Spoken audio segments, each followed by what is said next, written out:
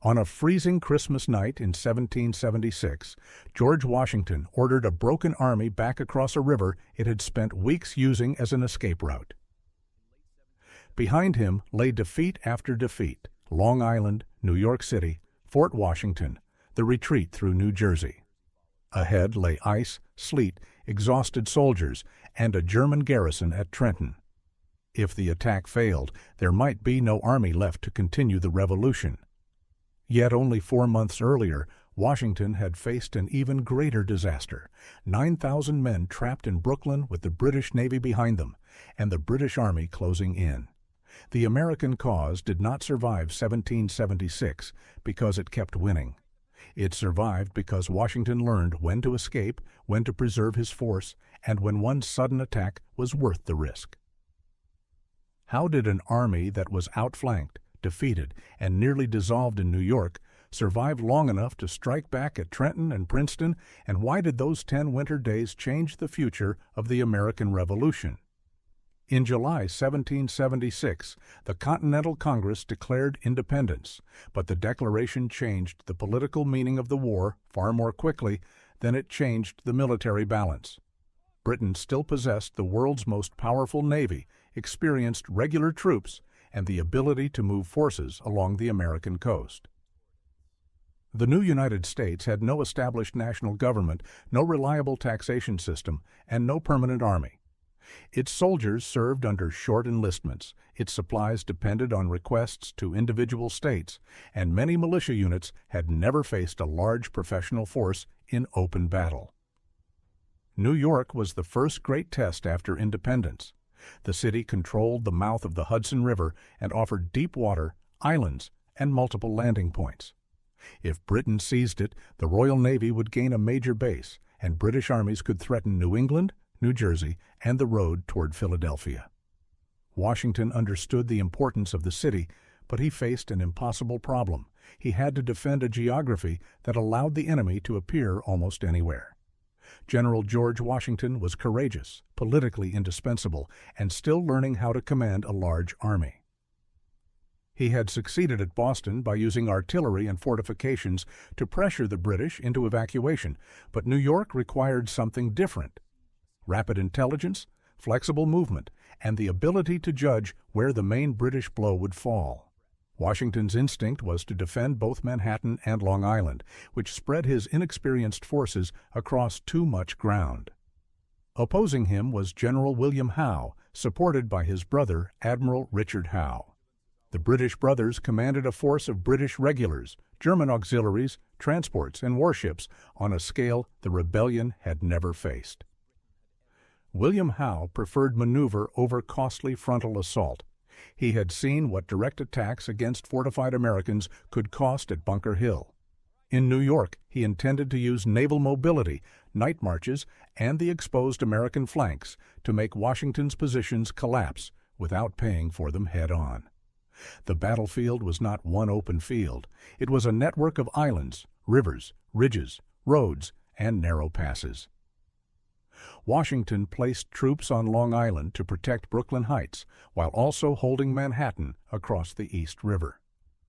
The American forward line stretched along wooded high ground, with several passes guarding the approaches to Brooklyn. If those passes held, the British advance could be delayed. If one remained open, the whole position could be turned. Behind the Americans lay the fortified Brooklyn perimeter and then the East River. That river could be a route of escape, but only if boats were available and the British fleet did not close it. The geography therefore offered Washington protection and danger at the same time. The ridges could slow a frontal assault. The waterways gave Britain freedom of movement, and once the American flank was broken, Brooklyn Heights could become less a fortress than a cage. Washington tried to cover every likely route. He expected the British to press the central passes and believed his forces could contest the wooded ridges before falling back toward Brooklyn. But his line depended on incomplete information and on militia guarding approaches they did not fully understand. Howe planned something more patient. British and German troops would threaten the American front, fixing attention on the obvious roads. Meanwhile, a large column under Henry Clinton would move during the night through Jamaica Pass on the American far left. The pass was weakly guarded. Once through it, the British could appear behind the American position at dawn, trapping units between the frontal attacks and the flanking column. This was the central mismatch. Washington was defending positions. Howe was attacking the relationship between those positions. The Americans believed the battle would be decided at the passes in front of them. The British intended to make those passes irrelevant. Before dawn on August 27, 1776, Clinton's column passed through Jamaica Pass and moved into the American rear. When the main British attacks began, Continental troops fought as if they were facing pressure from the front. Then firing erupted behind them. The effect was immediate. Units that had believed they were holding a defensive line discovered that the line no longer had a safe direction of retreat. British and German troops pressed from several sides. Commands became difficult to deliver. Roads filled with men trying to reach Brooklyn. Some American formations broke apart. Others fought delaying actions to keep the route open. Troops from Maryland and Delaware became part of the desperate rear guard. They counterattacked near the old stone house and resisted long enough for other soldiers to escape toward the fortified perimeter. Their effort could not reverse the battle, but it helped prevent a defeat from becoming complete destruction. By the end of the day, the Americans had lost heavily in killed, wounded, and captured. The survivors crowded behind the defenses of Brooklyn Heights. In front of them, Howe's army prepared siege lines. Behind them flowed the East River. Washington had defended New York by dividing his army. Now a large part of that army was trapped. Howe did not immediately storm the Brooklyn fortifications.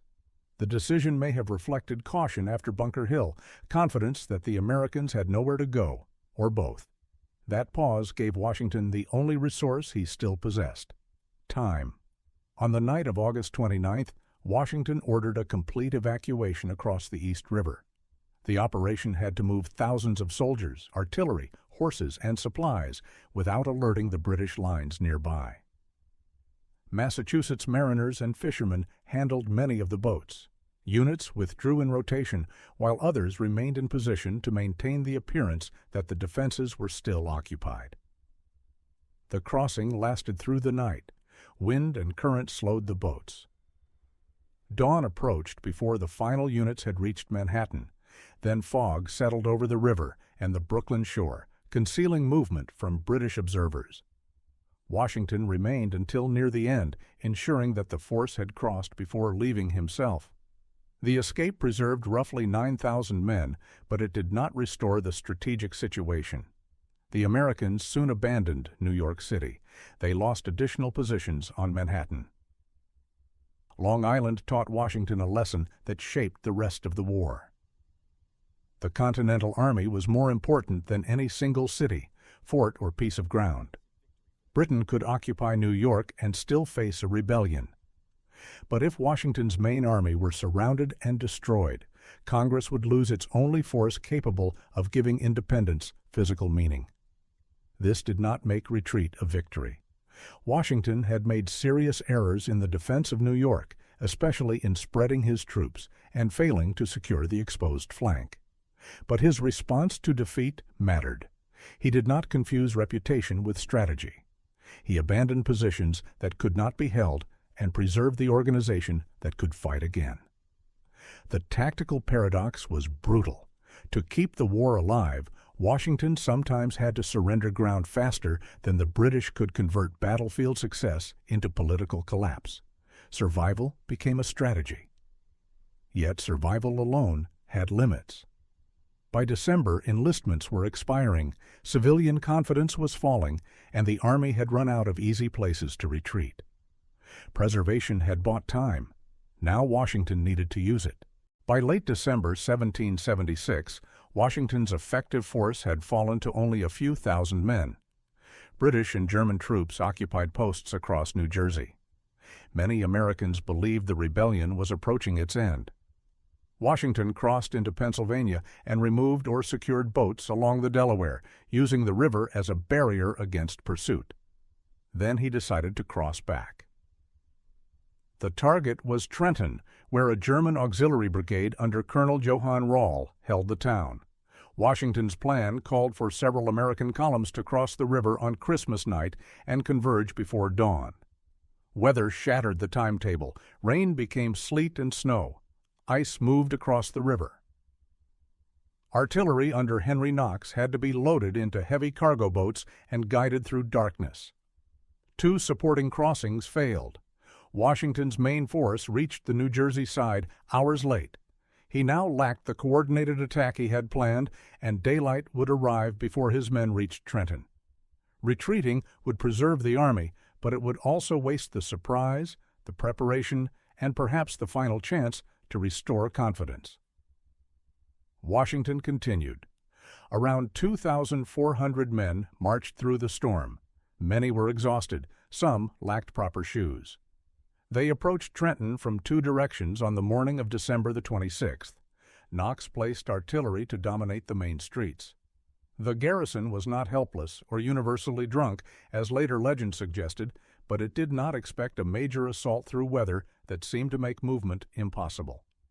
The American attack disrupted its attempts to form. Rawle was mortally wounded, and within about an hour, most of the garrison had surrendered.